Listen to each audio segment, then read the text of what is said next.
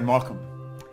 I'm Bob Proctor, and I want to share something with you that has changed my life more than probably any other one thing. But I want you to really think as you watch this video, okay? It's not very long, but it is very powerful. And there's something in here that is not taught in school. The first thing I'm going to talk about that's not taught in school is thinking. I have a paper here that says thinking is a skill which can be learned just as we learn skills such as typing and playing the piano.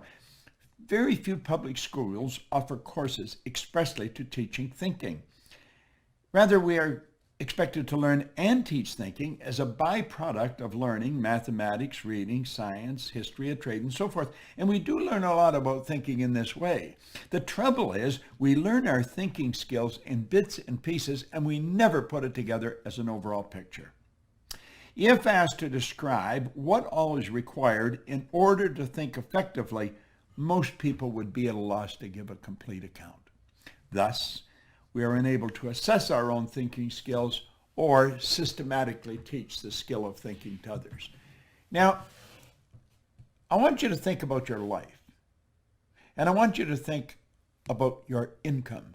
I want you to think about money. Money's subject that is a subject that not a lot of people want to talk about. And when you do talk about it, a lot of people get defensive. They say, well, money's not everything. Well, that's sort of a ridiculous statement. Of course it's not everything, but money's important. It's very important in the area that it's used. It's as important as the food you eat, as the medical care that you subscribe to, as the car you drive, the home you live in, the vacations you take. See, money is something that has nothing to replace it in the area that it's been used. Now, money is merely an idea. We put stacks of stuff together. If we just look here, we put stacks of stuff together that we call money. Now, I am going to run some pictures up here on the screen to help communicate my idea. I'm going to communicate graphically as well as verbally. And money is an interesting subject. You get stacks of it there. How would you love to have stacks of money? I think everybody would. Some people do, but very, very few. So let's talk about money. Now think about it. I frequently ask a person if they come to work with me, what's the most you've ever earned in a year? I really don't care what the answer is, but I want to know what the answer is. Because when they tell me the answer, what they're doing is telling me where their mind is programmed with respect to money. See, our mind is programmed. You're working with a program, I'm working with a program. Now, most people are working with a program that someone else built. They are the production of somebody else's habitual way of thinking. I'm going to suggest that you can rewrite the program. You can rewrite the program.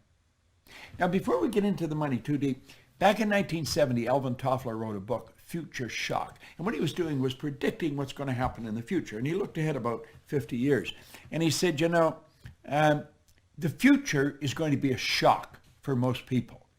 And he said, it's something that we should really think about. Now, in the book, he made predictions that everyone thought were absolutely crazy, but they weren't crazy. You see, these were predictions of what he said was going to happen over the next 50 years. Now, I was working with Earl Nightingale and Lloyd Conant in 1970 when this book came out, so the book was very popular in our company. And most of us thought, this guy's smoking something. This couldn't possibly happen.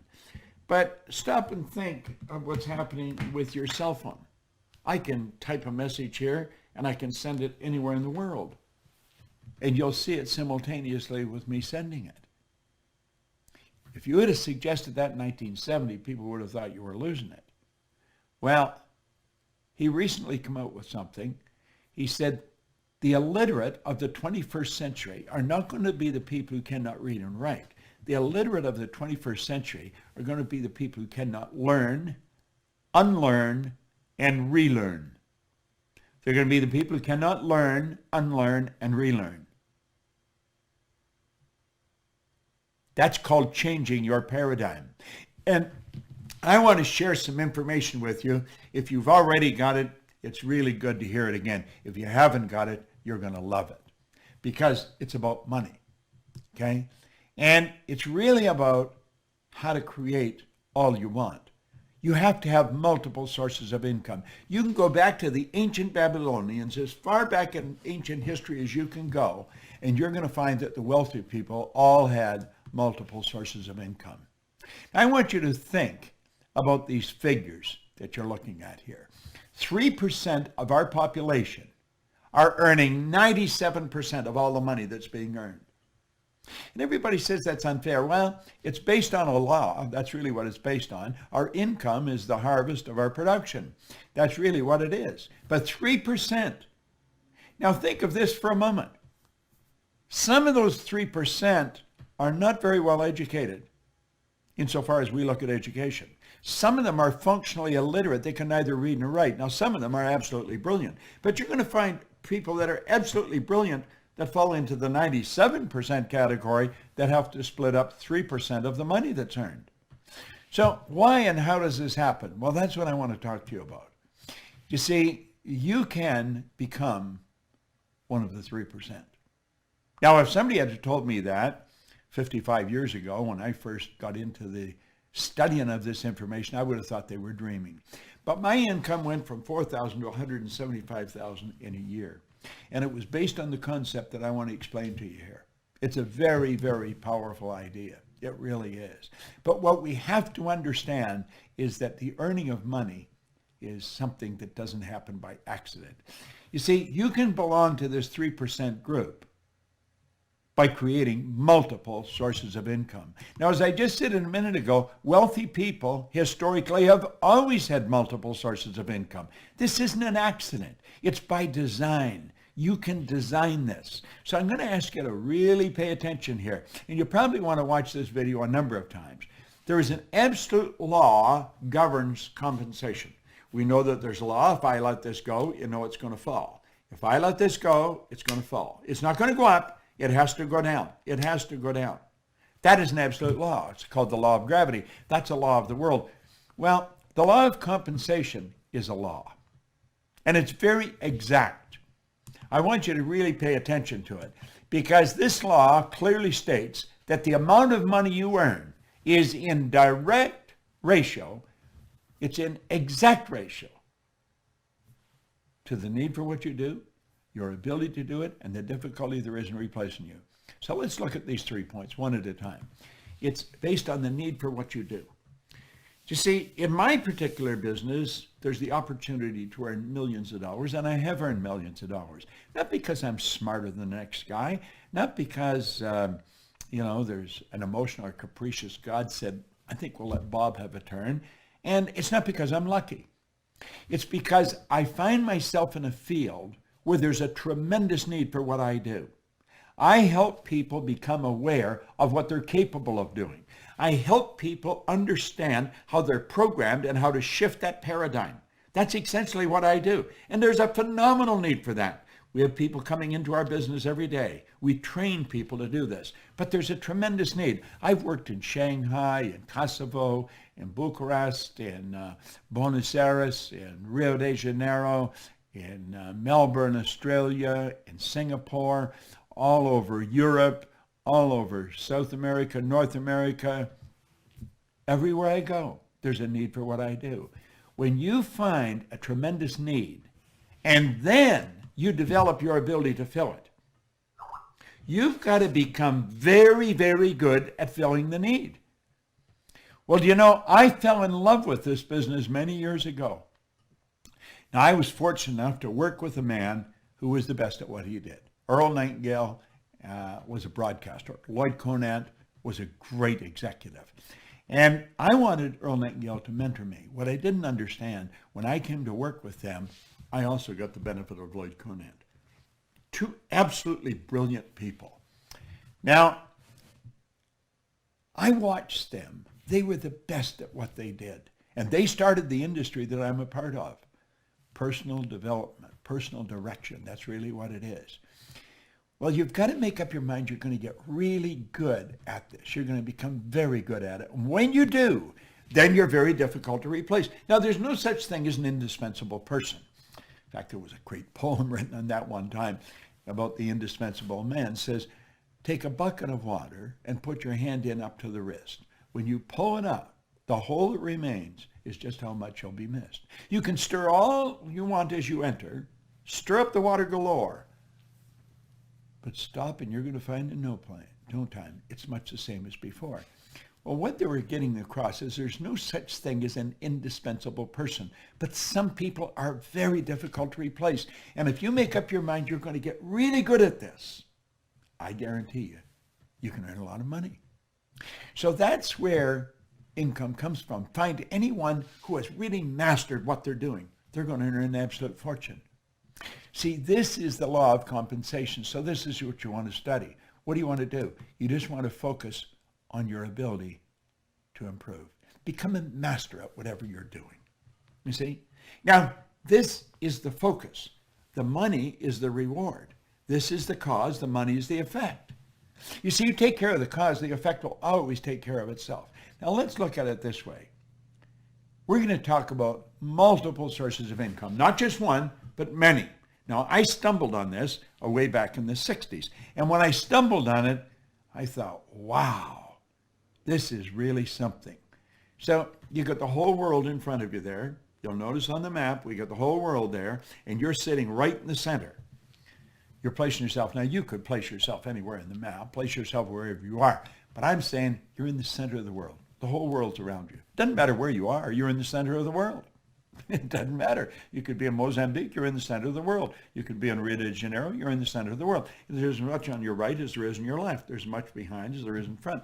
So then start where you are and you set up a source of income. Now, MSI is an acronym for multiple sources of income. MSI. Now, where you are is what you're earning right now. That's your present income. The MSI is an additional income. It's not another job. It's not a better job. It's not even a job. It's a source of income. See, money is reward received for service rendered. When I was sleeping last night, I was rendering service based on stuff that I did some time ago. Think of it this way. Think of some kind of a rock star. Think of Elvis Presley.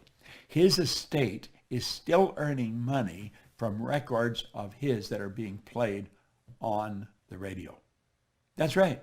He made recordings, and those recordings are being played on the radio, and every time they're played, money goes into his estate. That's called a passive income. That's called a source of income. Well, you can start sources of income. You can start them all over the world. You may say, well, how? Well, you don't have to know how. You just have to make a decision that you're going to do it.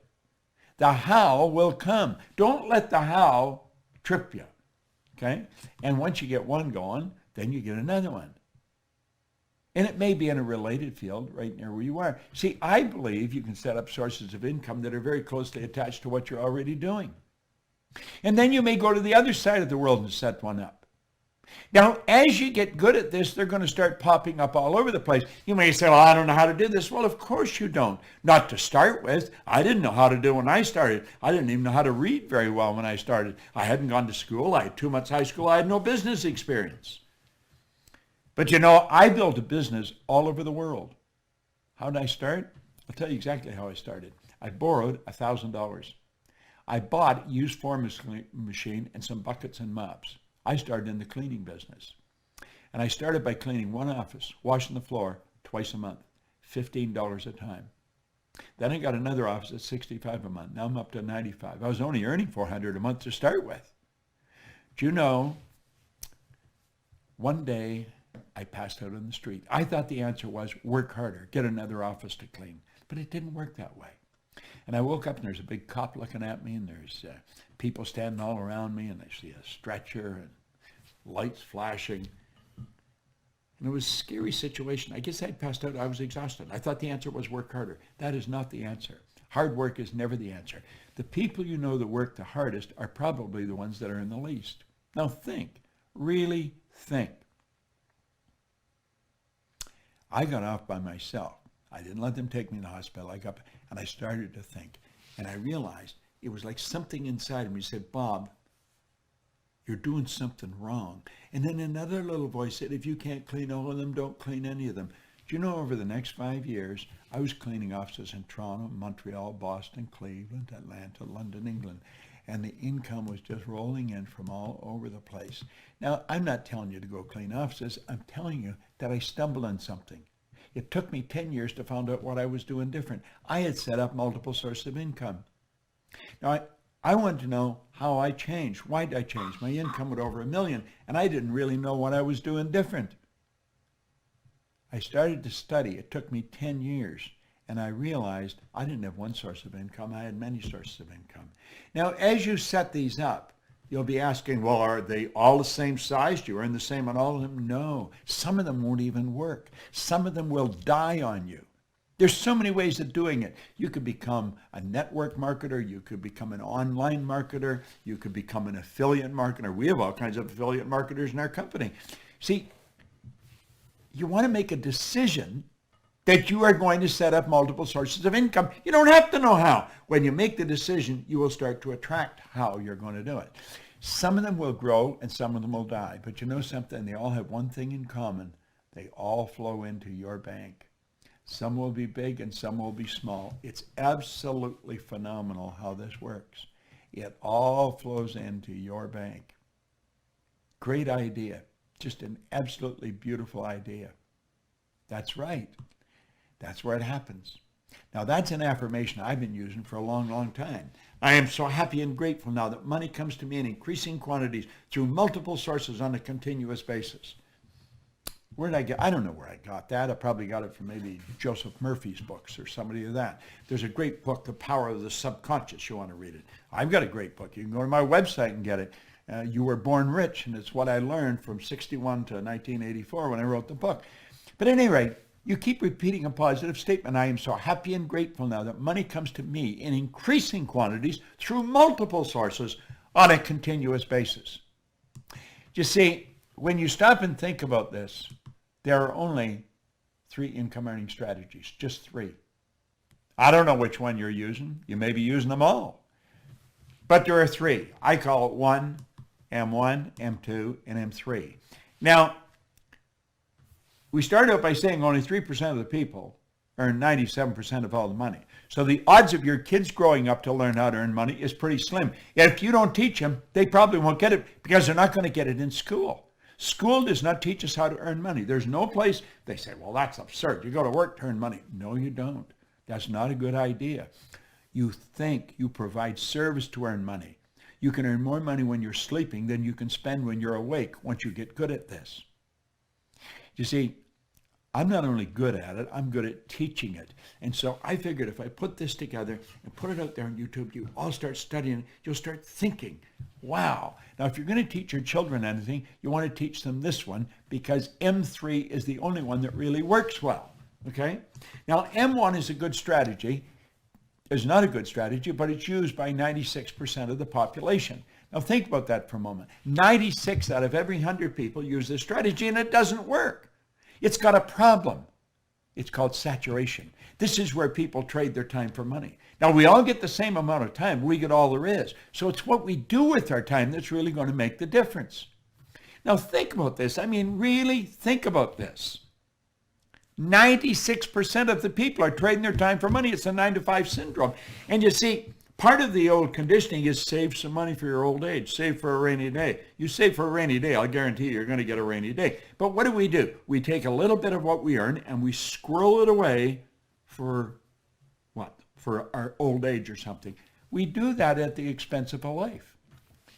We never drive the car we want. We don't live in the house we want. We don't take the vacations we want. Go into a clothes store. Walk into any clothes store. And I'll guarantee you the first thing you're looking at is the price tag. They're not looking for what they want. You know, the last thing you should ask for is, what's this cost? Because you've made a decision you're going to get it, so you have to know how much to pay for it. And don't try and knock them down. Pay what they ask. But do the same thing. Charge what you want, okay? Now, you see, trading time for money, there's a saturation. You run out of time. It's not a good strategy. Now, M2 is an excellent strategy, but it's only used by 3% of the population. You see, 3% of the population are following this strategy. It's where you invest money to earn money. Now, when you invest money to earn money, if you're good at it, you can earn some money. Some people are not good at it. They're working in the M1 strategy, and so they save a little bit and they get risky and they grow and they invest it. Bad investment, like that, they lose it all. And then they say, well, this isn't any good. I'm not going to do this anymore. Well, if you're really good at it, you can earn money there. But the M3 strategy is the one that you really want to focus on.